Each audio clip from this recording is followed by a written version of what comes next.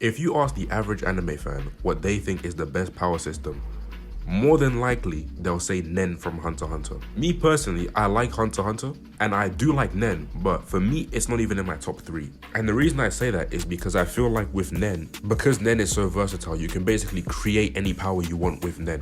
And while I think that's cool, I feel like the average anime fan, if you ask them to even describe the basics of Nen, they couldn't tell you a single thing. Even myself, I know it's been a while since I watched Hunter x Hunter, but still, I could not name you the 6 Nen types. Not to mention there are different applications of Nen, like Gyo, En, Ten, Ren, Hatsu.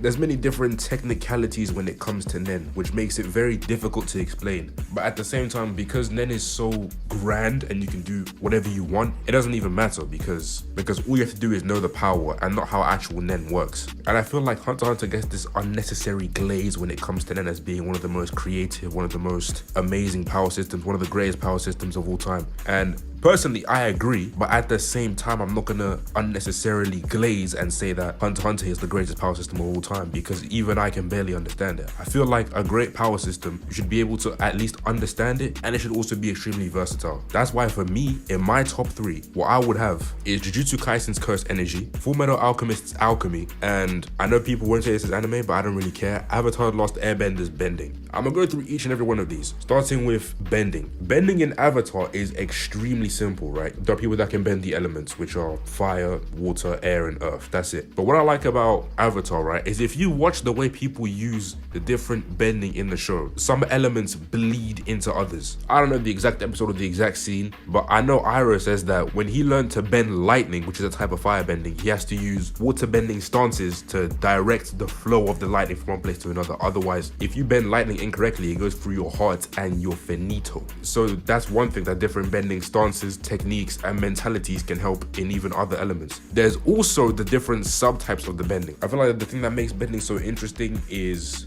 all the different subtypes and how you see different people fight using it. The fights are low-key better in Legend of Korra, because Legend of Korra, say what you want about Legend of Korra, but the fights, holy shit, man. They put crack in those fights, like, especially because now all the different bending techniques are more known, so you have a bigger variety of matchups and fights, which are really cool. Jujutsu Kaisen's Cursed Energy. Cursed Energy is actually very simple to understand, but the thing that actually makes it difficult is the different techniques that people can have. But what I respect about Jujutsu Kaisen is that even the more complicated techniques, when you break it down into like the different parts, it's a lot easier to understand. For example, Gojo is someone that people would say has a very weird technique to understand, but when you split it up into his technique being, when you split up Gojo's entire move list into red, blue, purple, infinity, and his domain unlimited void, it's a lot easier to understand. But what I respect about Cursed Energy is that people can have weird fucking techniques, but at the same time still be creative and unique. I'm not gonna say it's as versatile as Nen, because Nen you can do anything you want, but Cursed Energy can get very, very close. Finally, we have Alchemy and Fullmetal Alchemist. Alchemy is the simplest one to understand, but out of the 3 that I just mentioned, it has the most variety and the most applications.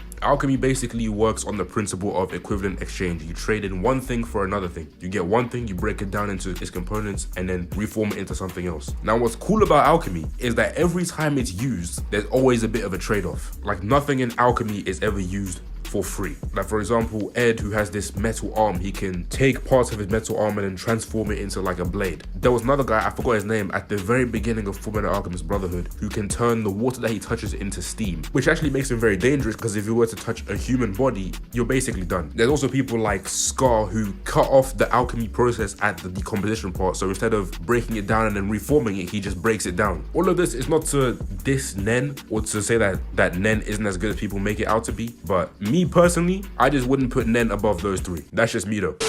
Osman, Drosman, the locks out, WOZE AM, find out, come on, follow, come on, program, run up, watch me running summer, program, run up, watch me WOZE AM, I did crazy,